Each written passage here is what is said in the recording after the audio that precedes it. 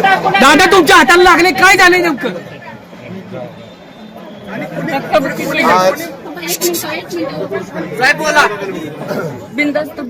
आज जिल्हा परिषद साताराच्या अध्यक्ष उपाध्यक्षाच्या निवडीचा कार्यक्रम होता आणि शिवसेना राष्ट्रवादी काँग्रेस आमच्या युतीकडं आम्ही मतदानाला येताना 33 सदस्य एका वाहनातनं आलेलो आपण सुद्धा सगळ्यांनी पाहिलेला आहे. जे बापूसाहेब शिंदे इथं माझ्याबरोबर उभे आहेत त्यांचं आमच्यातल्याच 2 सदस्यांनी अपहरण केलं अशी खोटी तक्रार पहाटे दाखल केली. आता ज्यांच्या विरुद्ध तक्रार दाखल केली त्यांनी पोलीस स्टेशनला त्यांचा अर्ज दिला. 5 वर्षाचा अर्ज दिला त्यांना की माझं कोणी अपहरण केलं नाही, काही नाही, मी इथंच आहे. आणि एवढं करून पण मला मागाशी कळलं की म्हणजे मला कळवून मी माझा खून करण्याचा वगैरे प्रयत्न असा आरोप केला, असा खोटा आरोप करून अर्ज देऊन त्याच्यामध्ये मला नंतर कळलं ज्या बापूसाहेबांच्या बद्दलचा गुन्हा दाखल केला म्हणजे स्वतः ज्याचं अपहरण झाले ती व्यक्ती पोलिसांना जाऊन वाई पोलीस स्टेशनला सांगते की माझं अपहरण झालेलं नाही, मी माझ्या पक्षाबरोबर आहे. आणि आमच्याच पक्षातले युतीमधले 2 सदस्य त्यांना आरोपी केलं. आम्ही आतमध्ये गेलो, आपण कदाचित व्हिडिओमध्ये तुमच्या नसल आलं इथं तळमजल्यातलं, पण कामेश कांबळे नावाचे एक राष्ट्रवादी काँग्रेस पक्षाचे सदस्य त्याला हिथं दमदाटी केली. इथल्या मंत्री महोदयांनी शिवेंद्रसिंह राजे भोसलेंनी स्वतः मी त्याला मी घेऊन आत जात असताना त्याला ओढलं.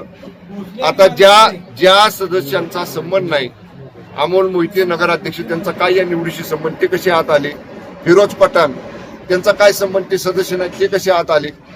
त्या लोकांनी मी त्यांना धरला असताना तिथनं ओढायचा प्रयत्न केला. आमदार मकरंद पाटील साहेब होते, आम्ही होतो. आम्ही त्याला घेऊन आतमध्ये गेलो, म्हणजे आतमध्ये त्याला दरवाजापर्यंत सोडलं, आम्ही बाहेर थांबलो तिथं. आतमध्ये आता आपल्याला सांगितलं सदस्यांनी आमच्या की त्यांनी हात वर त्यांच्या बाजूने केला नव्हता, तरी सुद्धा 3 वेळा विचारलं हात वर करायचा आहे का, हात म्हणजे काय, आणि त्याचा धरून हात शेजारच्या सदस्यांनी धरून त्यांचा हात वर केला. याचा अर्थ म्हणजे प्रशासन हे पूर्णपणे लोकशाहीचा खून करणारं प्रशासन आहे, लोकशाहीचा गळा घोटणारं प्रशासन आहे.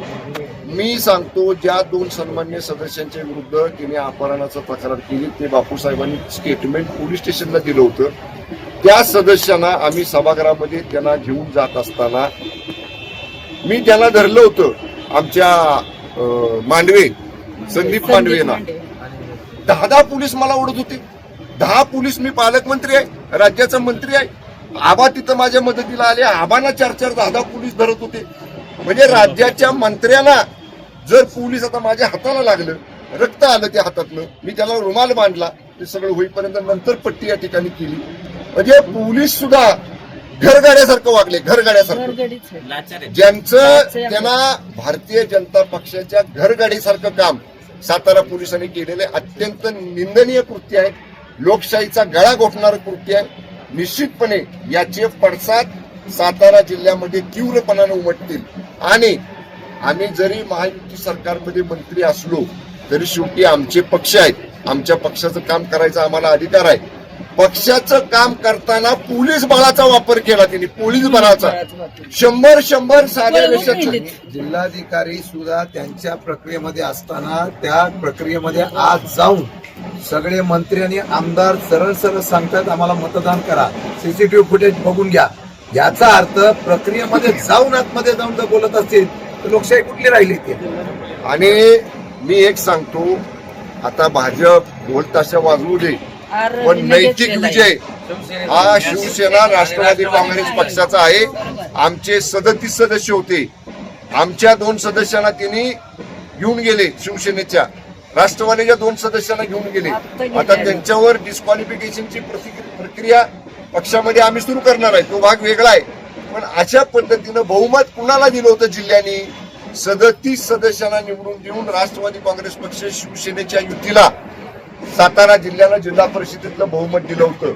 जनमताचा अपमान, जनमताच्या निर्णयाचा घोर अपमान प्रशासनाच्या, पोलिसांच्या, जिल्हा प्रशासनाच्या मदतीनं भारतीय जनता पक्षाने या जिल्ह्यामध्ये आज केलेला आहे.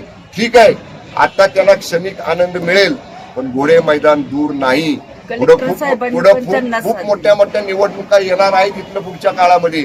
त्यावेळी मग जी भूमिका शिवसेनेला घ्यायची ती शिवसेना घेईल, जी राष्ट्रवादी काँग्रेस पक्षाला घ्यायची ती राष्ट्रवादी काँग्रेस पक्ष घेईल. पण मी आपल्याला सांगतो, मान्य आबा इथं आहेत, मी आहे, आम्ही दोन्ही मंत्री आहोत. येणाऱ्या मंत्रिमंडळाच्या बैठकीमध्ये हा विषय आम्ही संपूर्ण राज्याच्या मंत्रिमंडळापुढे मांडणार आहोत. मंत्र्यांना जर साधे साताऱ्याचे पोलीस अशी धक्काबुक्की करत असतील, मंत्र्यांना ओढत असतील, मंत्र्यांना 10 पोलीस मागे ढकलत असतील, तर निश्चितपणे हे प्रशासन घरगाड्याचं काम करते. या प्रशासनाचा निश्चितपणे आम्ही तीव्र निषेध करतो आणि जिल्ह्यामध्ये याचे कडक पडसाद आपल्याला उमटतील. मान्य आबा आपल्याशी बोलतील. दादा तुमच्याकडे एक प्रश्न फार महत्वाचा आहे. आबांचं उद्या मग बोलतो. हा बोला. आबा बोलतायत. तुमच्या सदस्यांबाबत तुम्ही व्हीप जारी केला होता. काही सदस्यांनी भाजपच्या बाजूने मतदान केल्याचं कळतंय, तर याबाबत काही कारवाई तुम्ही करणार आहात का पुढे? सदस्यांवर अपात्रतेची कारवाई ही निश्चितपणानं होणार. ज्या पद्धतीनं आता पालकमंत्र्यांनी सांगितलं की मेजॉरिटी आमची होती, परंतु या चव्हाण साहेबांच्या सातारा जिल्ह्यामध्ये आज लोकशाहीचा किंबहुना आजपर्यंतच्या राजकीय इतिहास जो या जिल्ह्याला होता त्याचा खून खऱ्या अर्थानं झाला. म्हणजे आजपर्यंत या जिल्ह्यामध्ये अनेक संघर्ष राजकीय झाले, अनेक पक्षांचे झाले, नेत्यांचे झाले, परंतु इतक्या खालच्या पातळीवर राजकारण या जिल्ह्याचं याच्यापूर्वी कधीही झालं नाही. आणि आज त्या अतिशय हीन पातळीवर येऊन आज या ठिकाणी जिल्हा परिषदेमध्ये राजकारण केलं गेलं. डॉक्टर बाबासाहेब आंबेडकरांनी जी संहिता घालून दिली त्या संहितेला सुद्धा आज काळिमा फासला गेला. इतकं मेजॉरिटी होती, लोक आमची ठाम होती आणि पोलीस बळाचा वापर करून खोटे नाटे गुन्हे दाखल करून, म्हणजे जी व्यक्ती 5:30ला पोलीस स्टेशनला जाऊन जबाब देते स्वतः फिजिकली, त्या व्यक्तीच्या नावानं परत 6:30ला खोटा गुन्हा आणि दाखल केला जातो. 2 सदस्य आमचे की त्यांनी यांना उचलून नेलं, त्यांचा खुनाचा प्रयत्न अपहरण करून करायचं चालवलंय, अशा पद्धतीचा गुन्हा खोटा दाखल केला आणि अक्षरशः वरच्या सभागृहाच्या तिथपर्यंत गेलेले सदस्य आमचे पोलिसांनी अक्षरशः हातापायी आमची झाली. 2 मंत्र्यांच्या जर अंगावर पोलीस येत असतील तर ह्याच्यापेक्षा या महाराष्ट्राचं दुर्दैव असूच शकत नाही असं मला म्हणायचं. हाच प्रश्न लागू नये. अशी जर घटना आपल्या सातारा जिल्हा परिषद घडत असेल तर आपण सरकारमध्ये का राहावं, असल्या भाजपच्या लोकांबरोबर का राहावं, हा प्रश्न सामान्य जनतेला पडलेला आहे. भाजप, भारतीय जनता पार्टी अशा हा आजचा निकाल लोकशाहीतून 33 आणि 32 झालेला आहे. एका मताने आमची सीट 100% अध्यक्ष उपाध्यक्षाची निवडणूक झालेली आहे आणि हे ज्यावेळेला होत नाही म्हटल्यानंतर हे केलेलं षडयंत्र आहे. त्यामध्ये प्रशासन, त्यामध्ये पोलीस यंत्रणा सगळे सामील आहेत. आणि ऐका, सामील आहेत. विशेषतः ज्या पद्धतीने लोकशाहीमध्ये आजही कोर्टाचे निर्णय आहेत की मतदानाचा अधिकार बजावण्याचा अधिकार असताना सुद्धा पोलिसांनी मतदानाला वरती असलेल्या सदस्यांना नेणं हे लोकशाहीच्या दत्तक नाही. कारवाई कायदेशीर होईल, रस्त्यावरची पण होईल. आणि मला वाटतं की सातारा जिल्ह्याच्या यशवंतराव चव्हाणांच्या भूमीमध्ये या पद्धतीचं आजपर्यंत राजकारण पाहिलं नाही, ते भाजपने करून दाखवलंय. आणि मला वाटतं आज आमच्या महिला भगिनी आहेत, त्या महिला भगिनी अक्षरशः पहिली वेळ आल्यानंतर त्यांना रडायला आलं की अशा प्रकारची कधी प्रक्रिया बघितली नव्हती. आणि मला अभिमान आहे आमचे सदस्य ठाम राहिले, विकले गेले नाहीत. परंतु तरी सुद्धा ज्या पद्धतीने सत्तेचा दुरुपयोग करून ज्या पद्धतीने निवडणूक केलेली आहे त्याचा निश्चितपणे निषेध करतो. पण आमचा विजय लोकशाहीने झालेला आहे, मी ठामपणे सांगतो.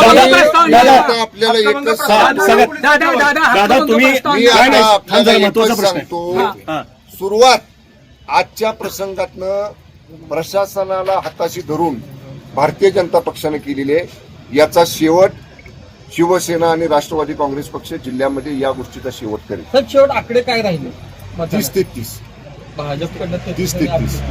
नाही, एक मिनिट 30 मध्ये 2 आमचे कोर्टा पोलीस स्टेशनला नेले आणि शेवटच्या उमेदवाराला शेवटचा सदस्य जो होता कामेश कांबळे तो अजिबात हात वरती करत नव्हता. आमच्या सदस्याला जबरदस्ती हात वरती करायला लावले. भाजपच्या राज्यात पालकमंत्री नाही, माझा एक महत्वाचा प्रश्न आहे. पालकमंत्र्याच्या हाताला लागतंय, पालकमंत्र्याचं रक्त बाहेर येते, तर अशा भाजपच्या राज्यामध्ये आपण सत्तेत राहावं असं वाटतं का? आबा तुम्ही किंवा शंभूराज देसाईंना असं वाटतं आम्ही का? आता रविवारी मुंबईला जातोय.